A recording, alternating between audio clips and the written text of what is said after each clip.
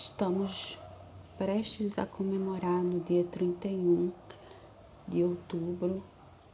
É uma data muito importante para a igreja cristã protestante, cristã evangélica, que é o dia da reforma, né, protestante. E eu acho fundamental a gente falar um pouco sobre esse outubro rosa, que também é o mês da reforma. E como mulheres, eu vejo a importância que tem-se de estudar sobre a reforma, sobre os princípios da fé cristã, a história da igreja, né, como ela chegou até hoje, até para que a gente avalie o que ainda precisa de reforma em nossas vidas, nas nossas relações, na nossa igreja. E a reforma protestante trouxe incontáveis contribuições, assunto de uma vida toda para debater, para discutir, mas eu vou resumir aqui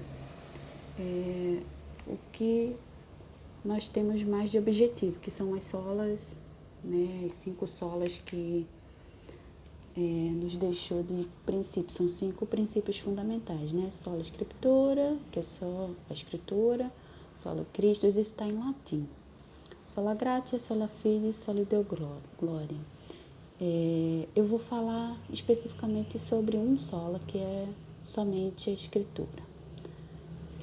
Temos esses outros, mas vou focar aqui em sola escritura.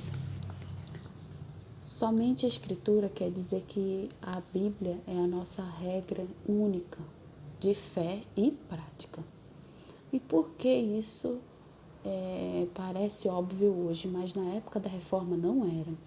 A Igreja Católica Romana, né, que de Roma, de Papa, que vinha de Roma, mas que acabou se instalando em vários países, em vários locais que eram submetidos a essa Igreja de Roma, né? Ela detinha todo o conhecimento, ela detinha os escritos, né, em latim, e tinha já uma doutrina bem consolidada, né? Depois da igreja primitiva, chegamos aqui mais ou menos em 1500, né? E era uma doutrina com base na tradição.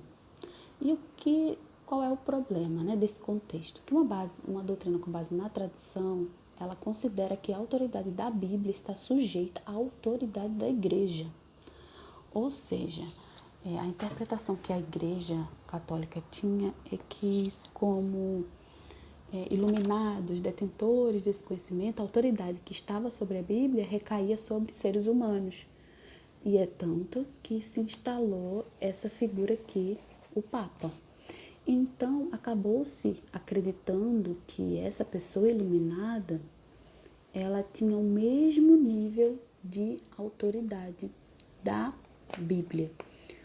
E acabou-se entrando, né, no contexto da igreja geral, tradições, né, muitas tradições que entravam em conflito com a Bíblia. Mas como o Papa tinha a mesma autoridade, então ele começou a sujeitar a Bíblia às tradições da igreja. Mas se as tradições fossem ok, né, fossem algo de positivo, né, a gente pode até pensar, que mal há, né, botar uma roupa desse jeito, fazer um ritual aqui ou ali. Só que acreditar nisso leva a inúmeros erros de aplicação, inúmeros erros. E um deles eu vou até destacar aqui, que foi até revelado através desse carinha aqui, ó, o John Tetzel. Ele era um emissário, né? Era uma pessoa ligada à Igreja de Roma, que estava onde? Na Alemanha, nessa época aqui de Martinho Lutero. Esse emissário aqui, ele tinha o cuidado, ele tinha a missão de arrecadar dinheiro para a Basílica de Roma, né? Estavam construindo uma igreja bonita, uma igreja grande, e essa pessoa, ela arrecadava o dinheiro para enviar a Roma. E essa pessoa aqui teve a brilhante ideia, sabe, de fazer o quê? De cobrar as tais indulgências, ou seja, as pessoas na Igreja Católica tinham o costume de se confessar ao Papa, o padre, né? No Papa especificamente não, mas se confessar a uma autoridade da Igreja, e essa pessoa dava a penitência, né? Dava o castigo, né? Ore tantos Pai Nossos, faça isso, faça aquilo que você vai ser perdoado. Era aquele tal mediador, né? Para o perdão.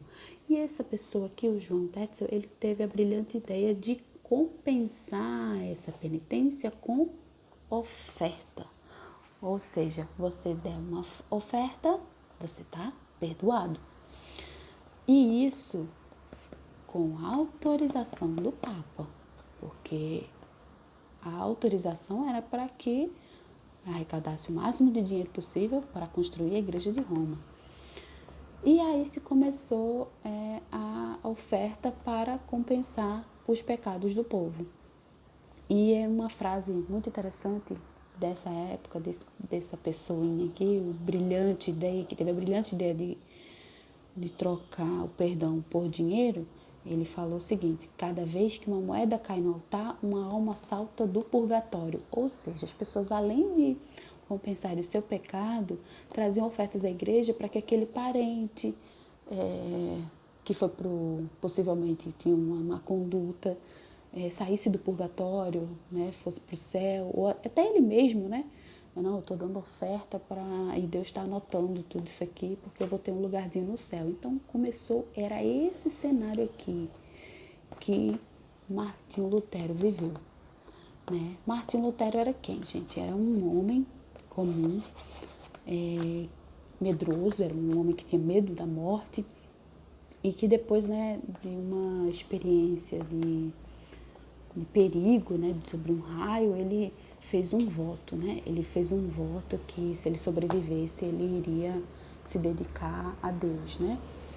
E assim ele entrou para essa ordem agostiniana, que é uma ordem que é bem rígida na Igreja Católica.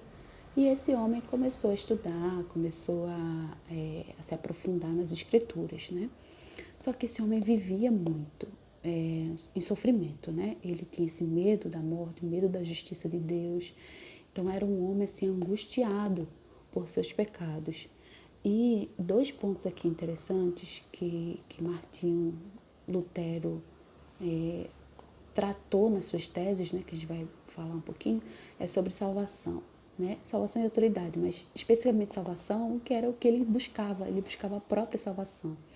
E enquanto não encontrava, ele se martirizava, ele se batia, porque ele se via assim completamente angustiado por causa dos pecados que ele carregava e tinha muito medo da justiça de Deus.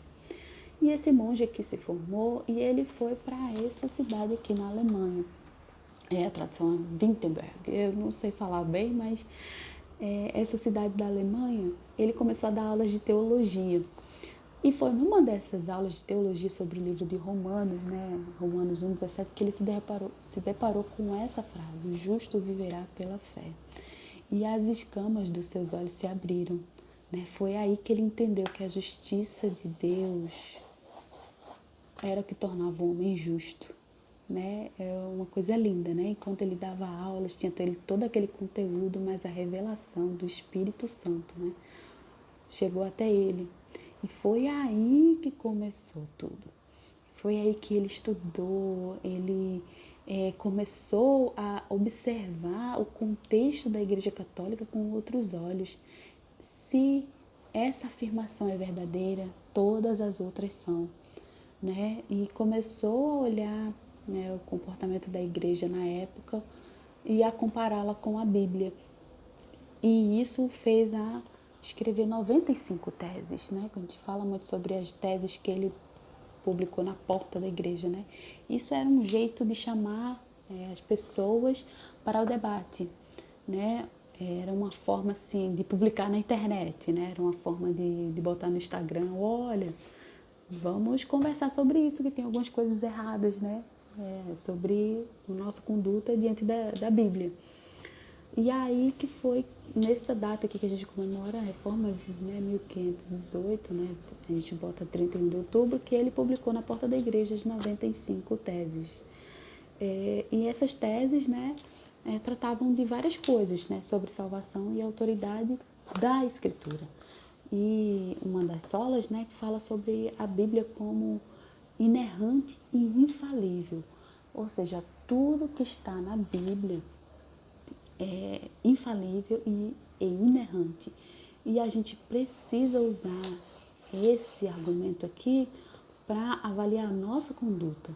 E assim, a autoridade da Escritura como única, né? Porque a igreja começou a substituir essa autoridade aqui pela figura do Papa, ou seja, não está na Bíblia, mas se o Papa disse que era, podia ser. Ou então, às vezes, estava na Bíblia que não era correto, mas se o Papa dissesse que sim, era como se fosse a nova revelação, né, pela pessoa do Papa. Então, as pessoas faziam.